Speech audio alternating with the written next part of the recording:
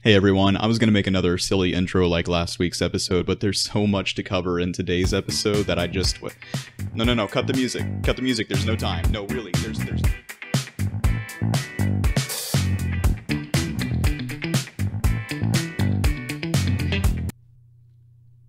Alright, can we go now?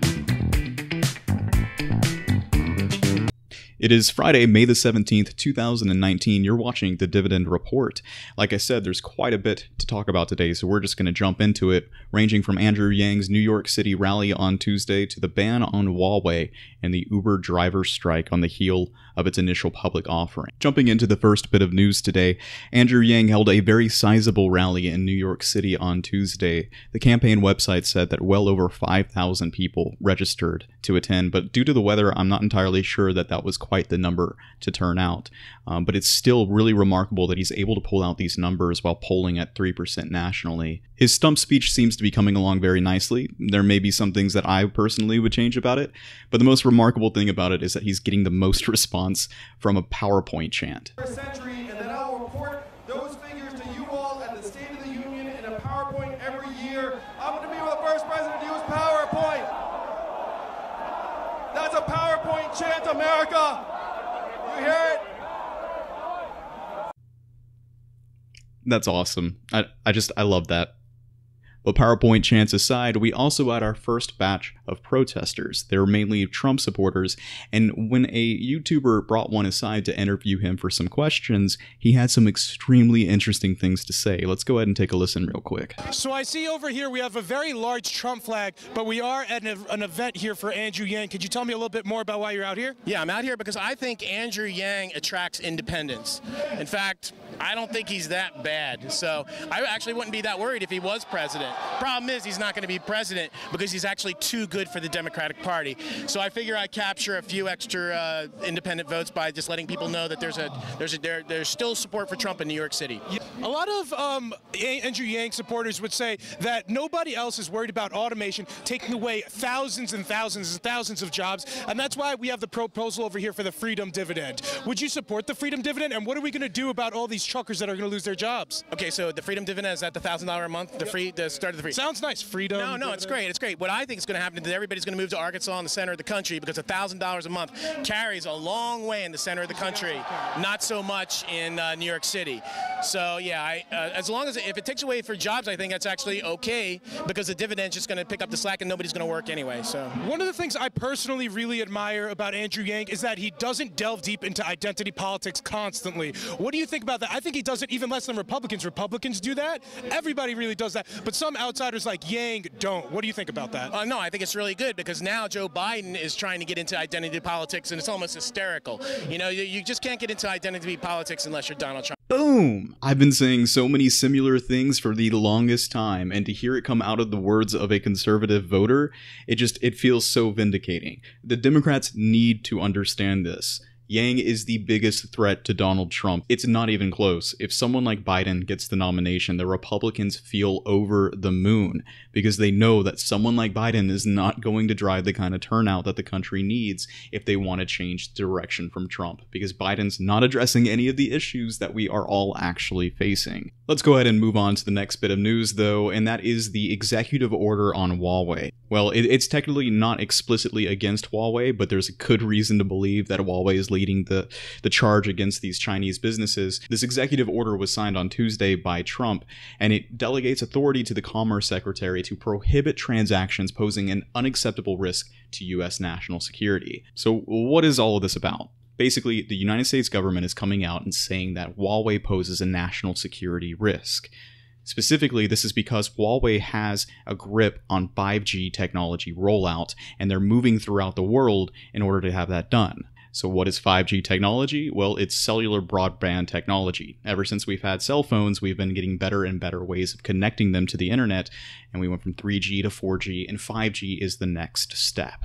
When I was discussing in the first episode the way that we might get these fleets of cars which are able to communicate to each other in record fast time in order to notify each other obstacles on the road and driving intentions, 5G is the kind of technology that we need in order to have connected devices running at super fast speeds.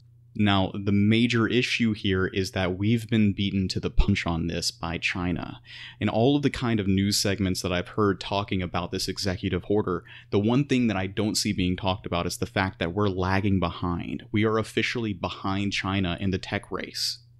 The thing is that with 5G technology, it's all acquiring data. The kind of data that you would amass by, owning the kind of infrastructure that self-driving cars are going off of, that all of the cell phones in the world are connecting to, China would have an upper hand that we could not catch up to if they were allowed to implement 5G technology across the board. But that's the issue. Businesses within the United States would really benefit from a technology like 5G. So if we ban 5G here, Silicon Valley needs to catch up quickly because it's going to be rolling out in China. And the snowballing effect of having that kind of technology is just going to be compounding. We really need to catch up here, and I kind of wish that it was being spoken about a lot on how did this happen? How did the United States fall behind this quickly? We knew that it was coming, and we've known about it for years. We've known that China is a force to be reckoned with, and this is the first moment where our dominance on the world scale is going to be threatened massively. This right here is why we need someone like Yang in office. We need someone who's working towards regulatory frameworks for future tech like AI and blockchain. And Andrew Yang is really the only candidate so far who has been talking about any of this. Alright, well, with all that being said, let's just go ahead and move on to the last bit of information for today's episode, and that is what exactly is going on with the Uber driver strike. Last Wednesday, Uber had its initial public offering, meaning that it was opening itself to public investment instead of the private investment that's been keeping it afloat to this time. Obviously, Uber is the ride-sharing app that you can use your phone to request a ride no matter where you are, and anyone who's signed up to be a driver for Uber will come by and pick you up for a ride. And that's the critical part to focus on here, because when Uber first made its scene, people probably were like, so what? Taxis already exist. But the critical component of Uber is the way that it utilizes the way that we're all connected with our smartphones to take advantage of labor. I.e., if you've got a phone and a car, you can go work for Uber and make some quick cash on your own time. Be your own boss kind of thing. It's very alluring. But Uber's initial public offering was in the news last week because it's being watched so closely by the financial world. You see, Uber almost single-handedly created an entire new industry known as the gig economy. And it's following off this idea that if you have a phone, you can become an employer and complete tasks for anyone at any time based on where you are. So how exactly is this relative to universal basic income and Andrew Yang? Well, to answer that question, we need to turn our attention towards the drivers who are at the center of today's episode and the Uber strike that was happening last week. You see, ever since Uber became a thing in the first place, there's been this debate over the pros and cons of being an Uber driver. Is it worth it to spend your time being an Uber driver? Because mainly on the benefit side here, you're able to, be your own boss. You're able to clock in when you want to. You're able to not have to worry about asking off if you want to attend social gatherings or family events. But amid all of these alluring features, there come some significant downsides. For instance, you're responsible for your own equipment, in this case your car. You're responsible for filing your own taxes and declaring tips as a paid contractor. And as such a contractor, you're not entitled to any benefits such as healthcare, overtime, paid time off, and relevant to last week's news, you're not going to benefit as a shareholder in the company's standing as a publicly traded stock, unless you may have been one of the select few veterans to be with the platform. This is where things start to get complicated. The movement to strike makes it clear that many drivers on the platform have done this cost-benefit analysis, and they've decided that it's just not worth it to be an Uber driver. They're not compensated fairly. But historically, where disgruntled workers could fight for better pay and better working conditions through striking, it doesn't quite work that way through the gig economy. Mainly, a strike generally requires some central voice to unify labor together, i.e. a union. Where strikes had historically worked before, you've got a unionized labor pool who are trying to bleed the employers dry before those employers could possibly hire new labor, train them, etc., etc. But the gig economy has changed the playing field forever because of the same way that it's been able to disrupt established industries in the first place. You're able to get labor anywhere in the world as long as someone nearby has a phone.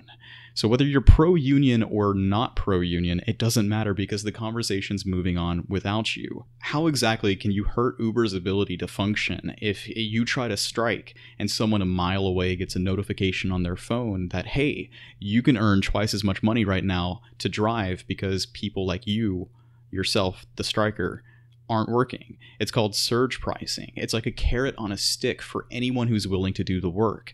Competition amongst workers is being exploited by the gig economy. And whether that's a good thing or a bad thing kind of depends on where you are ideologically, but the important thing to understand is that we're only going to be seeing more and more and a lot more of this through the years to come. What needs to be understood is that when I say that automation is devaluing human labor, this is what I'm talking about. In 2016, there was this entire discussion about globalization. On the left, you've got people who are saying that globalization is a great thing because you're able to, help developing countries out by buying their labor for cheaper prices than you would buy American labor, and as such, you're able to produce cheaper goods for Americans to buy, and thus our quality of life improves. But then on the right, you would have people saying that globalization is a terrible thing because that is income that could have been going to Americans. That's not happening anymore. Because Americans can't compete with a developing country where the workers will work for pennies on the dollar. The thing that no one seems to grasp is that globalization is a form of automation. The types of advanced global trade we have is because of the technology that we have. Any way that you can outsource human labor is facilitated through technology. Now, is globalization good or bad? As with most things in life, the answer lies somewhere in the middle. What I want to get across to people is that if we're worried about autonomous cars devaluing human labor, eliminating 3.5 million jobs in the next 10 years, we need to understand that the end result is basically the same thing as globalization. You've got cheaper labor and cheaper goods and services. The main reason why globalization and automation can be viewed negatively is that it squeezes the income of the developed world. Where's the benefit in getting cheap plastic goods if you're making less than your parents' generation was 40 years before you? I've said it once and I'm going to be saying this many times again. This is the cause of the growing populism that we're seeing in the first world. Trump, Brexit, the Yellow Vest riots in France, all of these have an underlying theme. It's becoming harder and harder for the middle class and the poor class in developed worlds to make ends meet, even working multiple jobs. And it's only going to get worse as the years go on. And to tie this back nicely with Uber, if you've been following along with Uber at any amount of time since they began, you'll know that from the very beginning they've been saying the only way we're going to be able to control the transportation market is if we can automate away our drivers. They've been very clear about this intention from the start. The only way they're going to start turning a profit is by getting the humans out of the wheel. So the video is really starting to drag on a little bit here, so I'm going to probably make a part 2 at some time because I haven't gotten to the point on how universal basic income can really help us out when it comes to these new types of disruptions in the labor market. And it's a very interesting concept to have, so please stay tuned, make sure that you're subscribed, hit the bell. I hopefully will be back this time next week. I'm going to start trying to get more videos out per week on a day-by-day basis, maybe even start up a live stream every single day or something like that. Make sure you're subscribed and like, share, follow. Follow me on any of my other social medias, my Twitter. I'm going to link it all in the description of the video. Special thanks to the YouTube channel Barely Informed with Elad for having the interview with the Trump supporter earlier in the video. That's a really cool thing for him to be doing. Go and give his channel a look. I'm going to leave a link in this video's description. Also, I've been thinking of a new way to close out the show since last week's episode. I'm thinking that I'm going to be